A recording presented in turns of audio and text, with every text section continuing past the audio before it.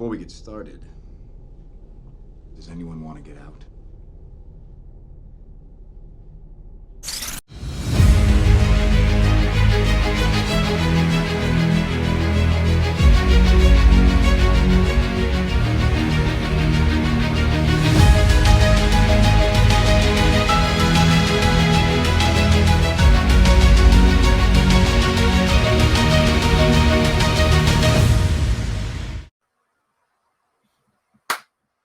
Hello, everybody. This is Nick Gibson, and I'm joined here with my partner in crime, Jared. What's up? How you doing? So this is a very special double episode of Avatar Rewatch. Today we are going over the two-parter Winter Solstice, Part 1 and 2. So, Jared, right off the bat, what's your kind of overall feelings about this two-parter? Oh, geez, it was the crap ton of lore that was dropped in this one. I was like, oh gosh, but it was very good. I definitely enjoyed because I like when IPs take the time to build out the lore like this. But particularly, I like how it's a two-parter because if it's a two-parter, they don't have to cram because this would have been too much if they tried to cram all this lore into one episode, really. So I like that they took the time to do it properly because too many times I see TV shows that just try and cram as much lore as possible into one 20-minute episode and doesn't work. Yeah, I feel like this two-parter is kind of weird because it's not really one singular story. The first part is kind of its own story, but it also serves as a setup for the second episode. Like, I feel like the second episode really benefits from the setup being done in the first episode. Like, they kind of like the first episode is basically a kaiju film. Let's be which I really like. They even gave High Bay like an atomic breath and whatnot. Like they basically treated that kind of like a kaiju film. Like I thought that was really cool. Mm-hmm. But like the whole spirit stuff, Iroh being kidnapped, that was kind of contained into that episode. But they also did really use it to set up the second one, and I feel like by doing that, they gave the second episode more time to breathe, more time to focus on the actual story because they weren't concerned with the setup. I thought that actually really benefited the second episode really well. Yeah. So let's just kind of start with like the first episode of this. Now they go in, they're kind of like in a creepy forest. Now, what do you kind of think of? They're kind of switching the vibes. It's kind of guys get a little horror vibes there. Yeah. It had a very distinct like horror little slasher like vibes from this, and that's one of the things I like about the show is that they have all these different genre tropes in there. Mm-hmm.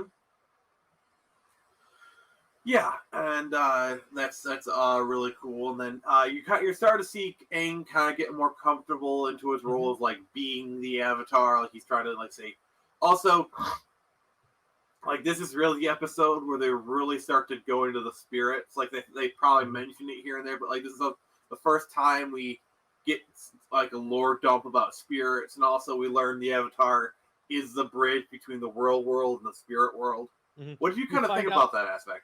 Yeah, I like that because you find out exactly what the Avatar is, and it's explained that they basically imply that the whole reason why the Avatar is so good with the other elements is probably because he has the assistance from the spirits. So that's kind of what I got from that. So they're kind of explaining how the Avatar is able to be this badass, in other words. So I definitely like how they give a believable reason in continuity for that to happen. Yeah, like you can tell they really put a lot of effort into this show and like all the details and the world building and whatnot. So yeah, what did you think when the dragon showed up? I was like, okay, that's something. And I like how it's the more Asian like design for the dragon, which makes sense because this whole show has a very Asia aesthetic. So Mm-hmm. I definitely like that, and I like how it's like how they explain what Appa is because he's like, "Oh, you're Master Roku's spirit animal, Appa is for mine." And I'm like, "Okay, now they're explaining how Aang has this relationship with Appa." Mm-hmm. Yep, that's another bit of lore dump there and whatnot. So kind of shifting over to the Zuko storyline, which it's very clear Zuko is kind of like a secondary protagonist. Like normally shows don't put this much effort into focusing on what the villain is doing. So it's the really antagonist. interesting. So what do you think about the whole hot bath scene? His uncle's hilarious. I just love where he's just chilling in a hot tub while Zuko. He's vibing. He's vibing. Well, Zuko's like, "Come on, we have to go find the Avatar." And he's like, "Oh, just give me a minute. Just give me a minute." And then like he gets up. It's like implied that like Iroh's naked. It's like on second thought, why don't you like take another half hour? I just love how chill that uncle is. I love it. It's so funny. Also, probably one of my favorite moments of the scene is the way he heats it up. Is like he goes and like breathes kind of like a dragon, heats it up like that. That was like a really nice So touch. And then he gets captured.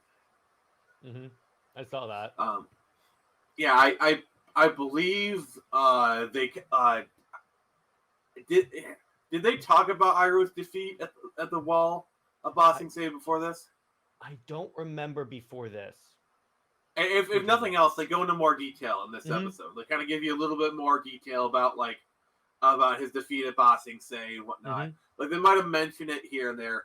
Also, I believe this is the first time they give him the title, the Dragon of the West, which they will go into more detail about that title itself later on in the series. That's a bit of a hint there. Yeah, and then what do you think about probably my favorite moment of this episode is actually a Zuko moment. Is when he's trying to track down his uncle, and he's at kind of like this crossroads. You know this moment I'm talking about, like Jared, where like he sees the Avatar, and then he sees where his uncle is, and he's like looking back, and it's very clearly communicated. He's got to make a choice. Does he chase the Avatar? Does he go after his uncle? Does he do his duty or chase his honor? I like that. It's sort of placing him in this situation because he is kind of obsessed with finding the Avatar, but he also loves his uncle, so it's placing him in like that impossible situation. It's a character moment. It's a character, and I love that the scene cuts before he makes that decision, so you don't know. So like in the next scene, you see him like the stuff with Iroh, and you don't know like what's gonna happen, and then all of a sudden Zuko jumps in, and you're like, yes. Love that, and that really shows. Zuko is not like some evil mindless machine. He's a person with like characterization. I think this moment really deepens Zuko's character. Like he's capable of, yes, he wants to catch the Avatar, but like he values family more than his ultimate, which is a very admirable trait, honestly. Yeah, and I wonder if we're going to see more of that character trait in the following episodes. So, basically, Aang is whisked away to the Sage Temple. He's got to meet Avatar Roku by the winter solstice. Got to go into enemy territory, Fire Nation. And so that kind of ends part one. I love their reaction, by the way, when they said, "Oh, it's in the Fire Nation." What? You got to realize this is a big world. Like they gotta book it. It's basically like you're taking a red-eye overnight flight from. I'd say it's the equivalent of going from like New York to Hong Kong, basically. Yeah, it's a long flight. So just focusing on overall of part one, what do you think? It's a great world building episode, and I like how they do it in a way where it's not overwhelming, because sometimes you could be like, there's so much stuff coming at me, but it spoon feeds you it a little bit at a time throughout the episode. Did you have a favorite moment for part one? Probably all the stuff with Zuko, because again, it's showing he's not like this black and white bad guy. Yeah, I think you should do a Zuko cosplay at some point. I don't want to shave my head, so probably not. Put on a wig. I would have to shave this, so no, I'm nah. Eh. I will say in later seasons he grows his hair out, so you know. But anyway, so moving on to part 2. Now this is kind of where the real kind of action begins. So for me, the standout scene, and this is the one where it's like, okay, we got a little bit more budget for this 2-parter. Let's throw in a fireball sequence. Mm-hmm. That sequence was so good. Mm-hmm. What are your overall thoughts on part 2? I love it. My favorite part of it is when the dude is talking to Korra after Sokka is taken, and he goes, "Don't worry, Avatar won't. The Avatar won't come back without Sokka." And then Aang comes back. Katara, I lost Sokka. I know he's in the ghost area, but I know he's in the ghost realm. But that was just so hilarious. The timing in this for the jokes is so on point. Oh, that actually reminds me of a joke from part 1 where it's like, oh, we're gonna be fine. And then Sokka, he thinks Sokka's gonna say something like, "Oh, we're all gonna die." Yeah, exactly. Yeah, I forgot to mention that part in part 1, but you know, yeah, there is that. So, so yeah, they're kind of heading forward. We got more kind of Zhao action. He's being a dick and whatnot. But yeah, I really like Iroh is like, Zuko, do you really want to do this? Mm-hmm. You know, and yeah, it's really good. What do you think of like the Fire Sages twist? Pretty dope. Remind me what that was again. So the Fire Sages Mm-hmm. are basically beings that are meant to serve the Avatar. Oh yeah, yeah. Sorry about that, but yeah, I definitely liked. I liked how there was a group of them that were like willing to help out Aang, but there was like another group of them that were like super duper radical. I liked that whole little distinction, and I liked how to get them to open the door, they just put Lemur in the room, and then they're like, oh my gosh, Saboteur's Lemur, and then that they all come out of nowhere and just like pull their like battle dress over their heads and like disrupt them. I like that a lot. Yeah, and I actually really liked the explanation they give for why the sages are like this, because they served the Avatar, they waited for the new Avatar, the Avatar didn't appear, they got restless, they thought the Avatar abandoned them, and then Sozin got them to serve them. Like, when you kind of put it like that, it's actually really understandable why they got to that point. Like, I really... And I thought that was great, because this show could have just said, "Oh, they serve the Fire Nation now because of reasons," and that because probably they're fire. Yeah, fire equals bad, you know. But they actually took the time to kind of do that moment where it's like, okay, I can like that's understandable why they got to that point. Like, sure, those guys are bad and evil, but like, I get it, I understand, and it's kind of one of those things where it's like, would you really be in a different position if you were in the, if you were in their shoes? Would you really make a different choice? And those are honestly my favorite types of villain scenarios, where sure, you don't like their actions, but when you look at like the steps that got them there, you can't really like, you question whether or not you'd make a different decision. Those are like my favorite villains. Yeah, basically the way I would if there was like one if there was 3 words to summarize this whole show so far, as a matter of fact, because this whole theme is throughout the entire show, it's nothing's that simple. In Exactly. other words, because they could easily have, again, fire's bad, but they're showing that the Fire Nation is not it's not just a bunch of bad guys, which was one of the many problems with the Avatar movie, is that it basically painted the Fire Nation as 100% black and white evil dudes.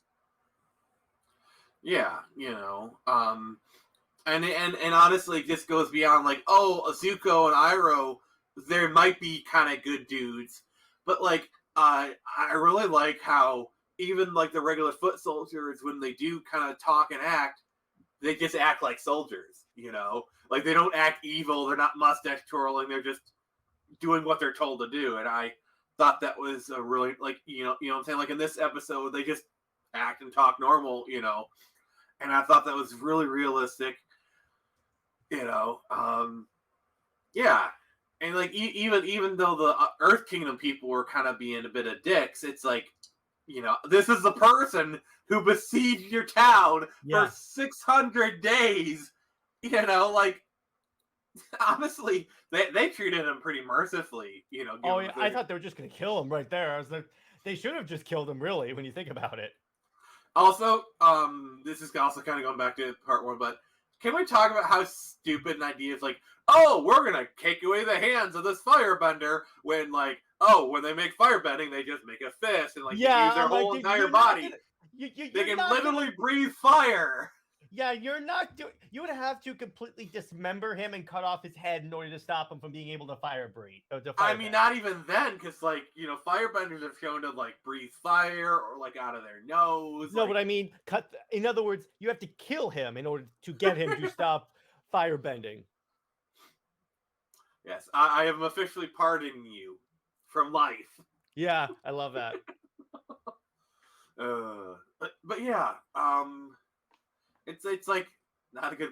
I don't know. It's just like to me, it kind of feels like an error of the show, or just like to quote Tony Stark, not a good plan. You need that drop.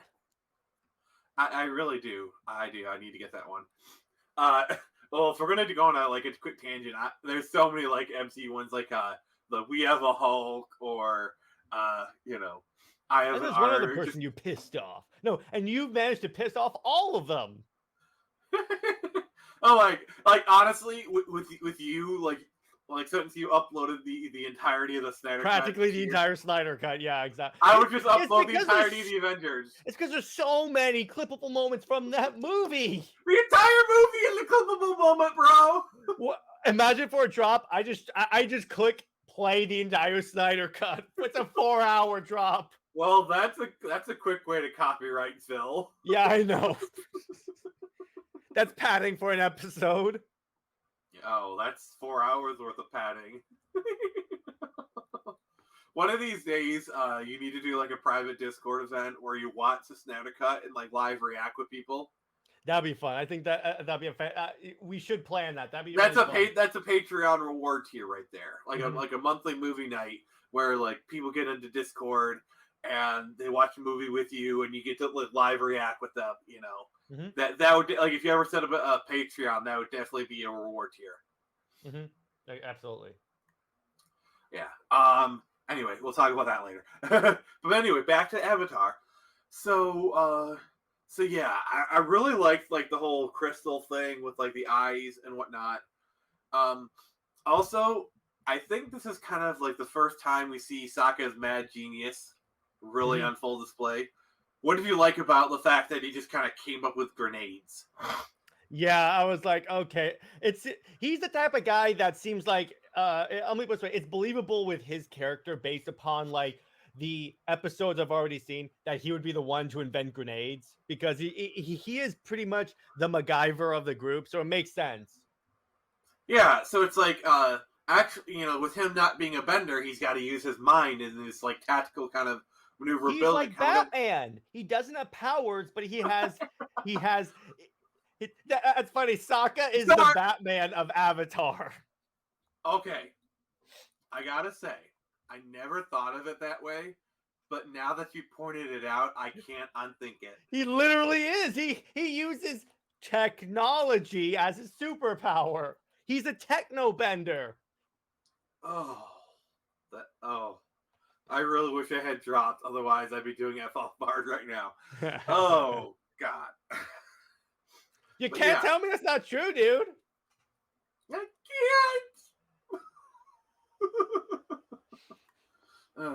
That's my contribution to the show. I have invented Sokka Batman.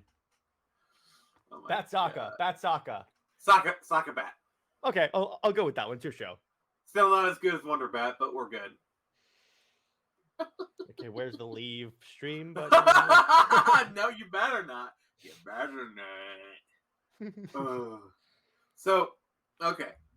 So we get to the fateful moment. All right, Aang X Roku. Mm-hmm. What did you think? I also like how they didn't exactly go into what Roku told Aang. It's just it cuts away, and then later on he says, "I have to tell you what he told me," and then just ends the episode. I like that because it puts a little bit of mystery, like because Aang looked worried at the end of this episode, so they're like, "What did he say?" Well, they did show you what he said in the second episode. Oh, okay. I must have missed that one. Yeah, where they talked about the comet. Oh, yeah. I do remember. I do remember how the comet Also, shows up every summer. Yeah. So, with bending, certain things are kind of tied to bending. Like certain things power up bending, certain things don't. Especially like fire and like fire gets powered up by like Sozin's comet. You know, it's kind of like, you know how we got like Halley's comet, which comes around every 70 years and whatnot. That's basically the same idea as Sozin's comet, which comes around every 100 years, basically. And then you know, and so like with water bending, it's very much tied to the moon and whatnot. You kind of more see that towards the tides. Yeah, and so on and so forth. So you know, you learn that Sozin used the comet to do his initial strike, and that Ozai, and you actually get to see Ozai for the first time in a bit of a silhouette, which, that looks so menacing. And you see him, he's going to use the comet. So we just put a timer on the show. Yeah. You have to do this before the fire dude gets super powered. Yeah, before the summer's end. Remember, this is the winter solstice. So if we're going off of real world logic, I mean, the calendar is not exactly the same, but they clearly said winter solstice. So, like, that's, you know, we're talking, this is December when this is happening, you know, roughly December. So he's got less than a year to do it. Because let's generously say summer's end is end of August. You know, it's the equivalent of the previous December. He's got like maybe 8 months to do this. Yeah. To master all three elements. And Roku said it takes years of discipline to do, and he's got like 8 months. So it's like, that's a task. Yeah. And then, kind of like for the final kibosh, you have Roku himself appearing. What do you think of that moment? That was super dope. I'm like, because they hype up this dude, and then it's like, it's Master Roku for the past, like, how many episodes we've seen, and now you get to see him, and I gotta say, he lives up to the hype. It's basically like in episode 5 when they keep hyping up Master Yoda, and then he finally shows up. A Jedi, you say? Yeah. Yoda, you seek. Sorry, I had to do it. That actually is a pretty decent Yoda impression. A good impression, you say? Okay, now you just sound creepy. Now you're kind of creeping me out, bro. All right, so what are your overall thoughts on episode 2? You episode 2, loved it. So, any thoughts about like things going so far, or like any predictions for the future? I think that, well, in terms of predictions for the future, I think that it's gonna be what's the main antagonist who like was going after his uncle again? General Zhao. No, the one that was trying to save his uncle. That was trying to save it. Oh, Zuko. Yeah, Zuko. I think that at some point, because I know basically that Zuko becomes a good guy, I think that's going to be tied to his loyalty to his family. You're not wrong. I like to like kind of get your predictions every episode because I like to see how they evolve as you watch the show and you get more information.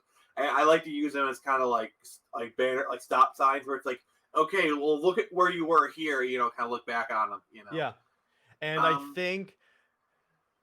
I gotta say, I think as we go on, we're gonna eventually see Aang become like Superman level, because like this way, if Sokka is the Batman, then Korra's obviously Wonder Woman, and Aang is obviously Superman. No, Korra's Aquaman. Well, yeah, she's basically Mary, but I'm saying in this analogy, she's Wonder Woman, which is interesting because Trinity. She's a Wonder. You did that on purpose. Ah! You did that on purpose. Dude, I'm telling you, it lines up. This is basically a Trinity show when you think about it. You basically made it so I can't do Wonder Bat because that would be incest. Yes, exactly. There you go. I have to say, well played, sir. Well played. Exactly. Well, here's the thing. Even ignoring shipping, this is pretty much a Trinity show. They act like the Trinity members. Oh, just wait till season 2 when you get a new character introduced. You'll love her. Yeah, I know it's tough because I'm familiar with a few of the characters from the show.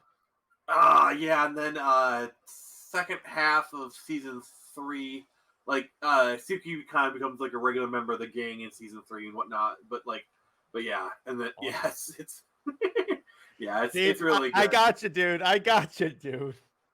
I have been on this record on Nick's own show. I outplayed him on Wonder Bat, except when I cut out those portions. Oh yeah, of course you will. But don't worry, I'll be sure. Censorship. Oh, don't worry. I'll remind people on my stream. But you won't have any proof. Just like you guys don't have any proof that Wonder Bat actually works. Oh! You don't have any actual proof that it works. Oh! But I'm not trying to turn this into a Wonder Bat debate, even though I clearly won that one. But I'm wounded. My pride is wounded. But I love this show. I think it's fantastic. Again, I say this every week, but now I see why people were telling me, Jared, you of all people, if you like superheroes, I've got to watch the show.